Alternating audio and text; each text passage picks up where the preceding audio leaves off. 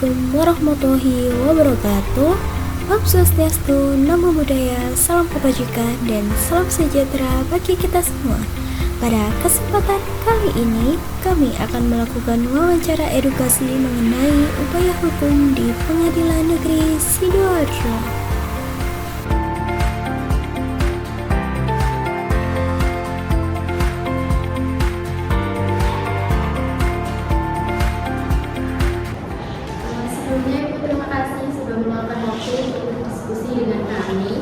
Pada siang hari ini.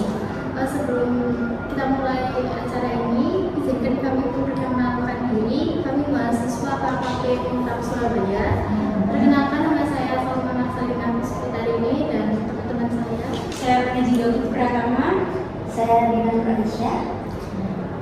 Ya Bu, jadi di sini sebelum masuk ke inti yang akan kita bahas, apakah Ibu berkenan untuk memperkenalkan diri secara singkat? Oke, terima kasih waktunya adik-adik dari Universitas 17 Agustus Surabaya ya. Jadi di sini kapasitas saya kebetulan sebagai nama saya Adi Yulianti Wahyuni SIMH. Kebetulan kapasitas saya atau jabatan saya di Pengadilan Negeri Sidoarjo sebagai Panitra Muda Perdata. Jadi yang menangani terkait mengenai perkara-perkara perdata yang ada di Pengadilan Negeri Sidoarjo yang diajukan oleh Pradita. Saya sendiri di sini berdomisili di Sidoarjo. Jadi apapun nanti yang mau ditanyakan ke saya, insya Allah saya coba untuk menjawab. Kita diskusi ya, biasanya bukan saya narasumber, tapi ya kita duduk di sini. Jadi nanti gimana-gimananya, apapun itu nanti kembalikan lagi kepada ilmu yang adik-adik dapat di bangku kuliah. Oke. Mungkin pertanyaan pertama, Menurut Bu Adi sendiri, upaya hukum itu apa sih Bu? Jadi upaya hukum itu adalah suatu upaya yang diberikan oleh undang-undang kepada seseorang atau badan hukum untuk melakukan semacam upaya karena tidak puas dengan putusan hakim. Jadi ada undang-undang itu mengatur terkait mengenai upaya daripada seorang kita pribadi atau badan hukum untuk melakukan semacam upaya perlawanan terhadap putusan hakim. Jadi dasarnya putusan hakim. Upaya hukum itu ada dua upaya hukum. Ini kan itu bahasanya perdata ya. Iya. Jadi kebetulan ada lapangan perdata dan lebih lagi bidang perdata, maka ibu lebih fokus ke bagian perdata yang selama ini ibu bidangi atau ibu tangani, dalam artian bahwa upaya hukum itu seperti dikatakan tadi adalah suatu upaya yang diberikan oleh undang-undang. Jadi undang-undang yang memberikan suatu upaya kepada seseorang atau badan hukum untuk melakukan perlawanan terhadap putusan hakim di pengadilan. Dan upaya hukum itu sendiri ada dua macamnya. Ada upaya hukum yang namanya upaya hukum biasa dan upaya hukum luar biasa. Upaya hukum luar biasa itu apa aja? Terdiri daripada banding dan kasasi. Sedangkan luar biasa itu ada namanya perset, deradin perset, dan peninjauan kembali. Nah, itu secara garis seperti itu upaya hukum. Sedangkan upaya hukum banding itu adalah upaya hukum terhadap putusan di tingkat pertama. Jadi kalau ada pihak yang berperkara, baik person melalui person atau person melawan badan hukum atau badan hukum melalui badan hukum, merasa salah satu pihaknya nggak mungkin kalau putusan itu ibaratnya 50-50 nggak mungkin, pasti ada yang dimenangkan, ada yang dikalahkan, namanya pengadilan ya.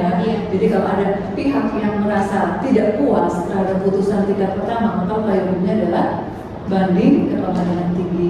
Nah selanjutnya ada namanya upaya hukum kasasi. Apa itu kelanjutan daripada upaya hukum banding? Dalam artian kalau sudah diputus banding, ternyata salah satu pihaknya nggak puas nih terhadap putusan banding. Putusan banding itu berarti putusan di tingkat banding yang ditangani oleh hakim-hakim tinggi di pengadilan tinggi di kota atau kabupaten ataupun provinsi setempat. Itu upaya hukumnya namanya kasasi. Kemana kasasinya? Kalau kasasi itu dilayangkan ke Mahkamah Agung Republik Indonesia. Jadi topnya pengadilan, topnya peradilan itu ada di Mahkamah Agung.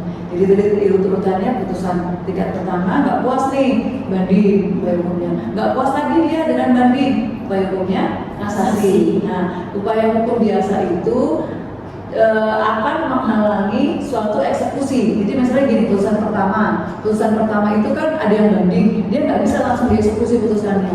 Nah, tapi kalau untuk upaya hukum luar biasa tidak menghalangi eksekusi. Jadi walaupun ada PK, walaupun ada perlawanan, walaupun ada deradin perset, putusan yang sudah berkekuatan hukum tetap itu bisa dilaksanakan eksekusi. Nah, jadi intinya gitu. Nah, satu lagi upaya hukum secara di Indonesia ini atas instruksi dari Mahkamah Agung dengan Perma nomor 7 tahun 2022, terus ada juga Perma nomor 6 tahun 2022 diarahkan secara elektronik. Jadi semua itu tidak lagi yang manual. Jadi dari mulai persidangan, dari mulai upaya hukum juga, dari mulai upaya hukum itu dari tingkat banding, kasasi dan PK itu sudah diarahkan dan difasilitasi dengan adanya elektronik. Jadi elektronik itu apa? Nggak lagi yang dulu datang terus bawa berkas, enggak, tapi by system yang namanya e-court. Ya, nah, jadi e-court itu nanti terintegrasi dengan namanya siap ataupun SCPP-nya. Kalau di SCPP itu di pengadilan negeri, kalau di Mahkamah Agung itu ada namanya aplikasi siap.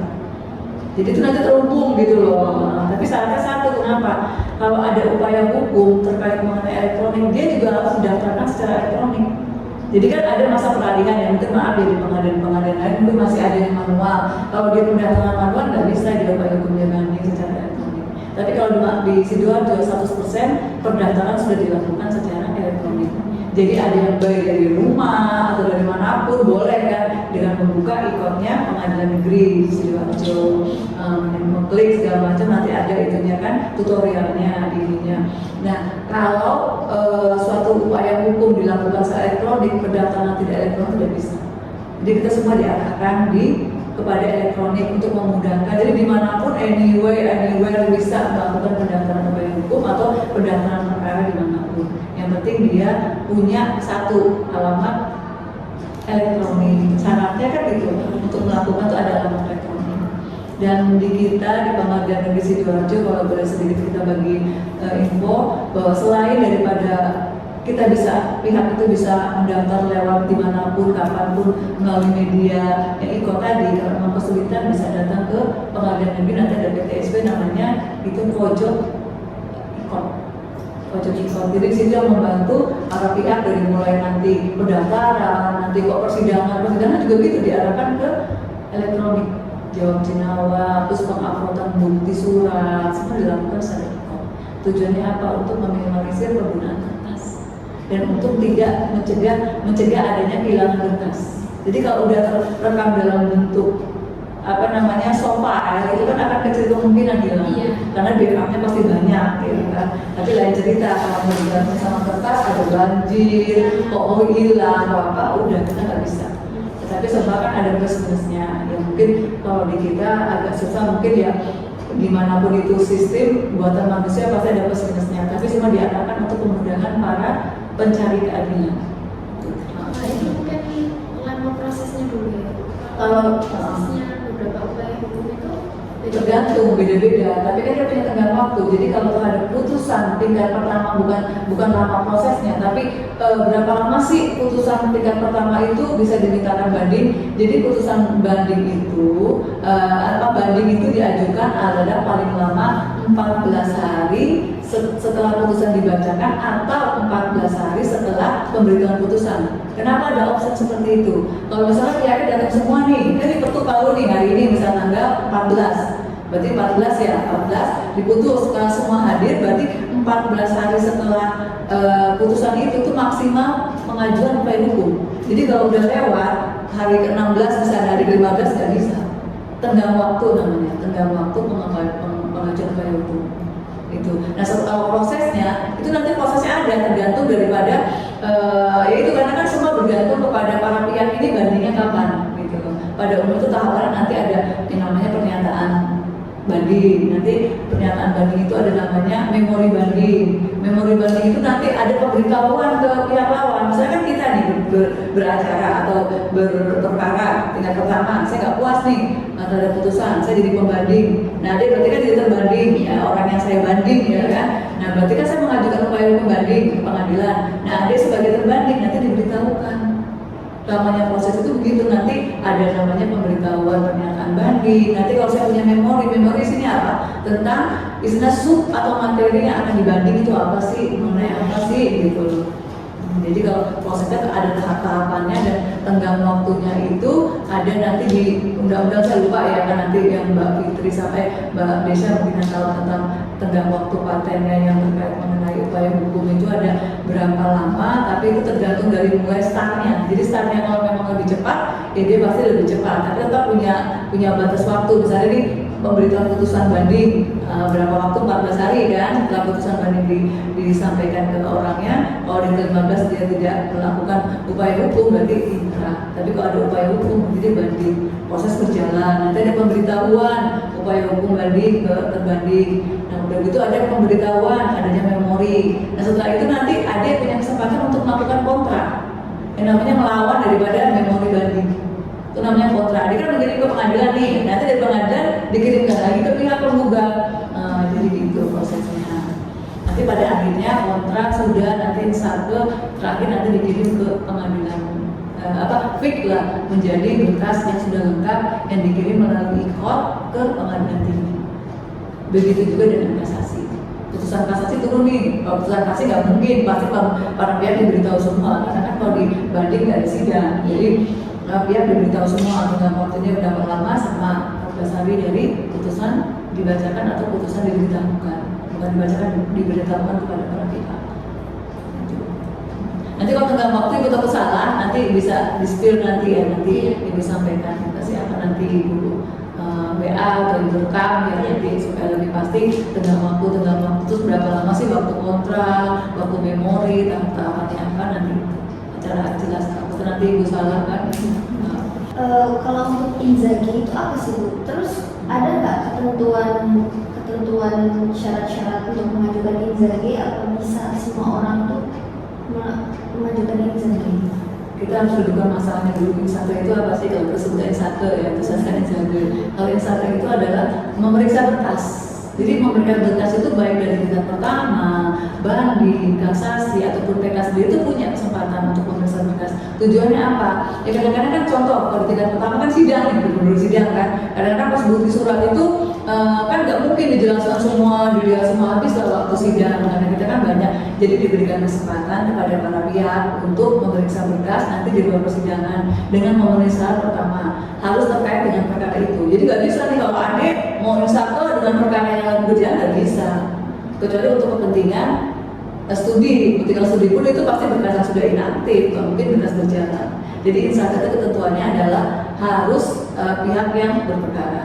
Nah, kedua, insake itu dilakukan di depan petugas yang ditunjuk. Dalam artian ini kalau tingkat pertama berarti PP-nya, karena yang bagian berkas itu PP. Jadi harus ini misalnya ada itu petugas nih, insake. Ya Pak, silakan saya mau insake berkas perkara maksudnya nanti waktu sidang saya pengen tahu lebih lanjut terkait mengenai bukti ataupun jawaban ataupun apapun itu yang terkait dengan perkara yang tadi di depan saya nanti pihak itu akan melihat. Dan satu ketentuannya tidak boleh difoto, tidak boleh difotokopi.